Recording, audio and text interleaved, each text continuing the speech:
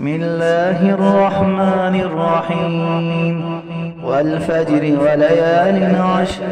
والشفع والوتر والليل إذا يسر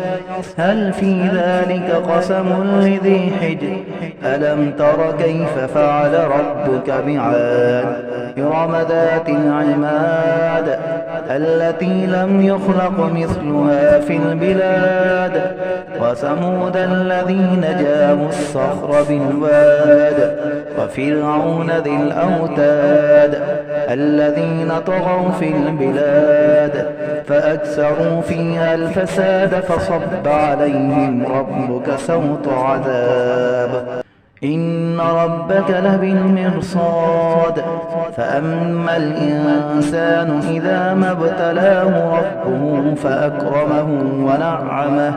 فيقول ربي أكرمن وأما إذا ما ابتلاه فقدر عليه رزقه فيقول ربي أهانن كلا بل لا تكرمون اليتيم ولا تحاضون على طعام المسكين وتأكلون التراث أكلا لما وتحبون المال حبا جما كلا إذا دكت الأرض دكا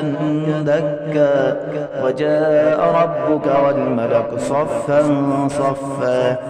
وجيء يومئذ بجهنم يومئذ يتذكر الإنسان وأنى له الذكرى يقول يا ليتني قدمت لحياتي فيومئذ لا يعذب عذابه أحد ولا يوثق وثاقه أحد يا أيتها النفس المطمئنة ارجعي إلى ربك راضية مرضية فادخلي في عبادي وادخلي جنتي.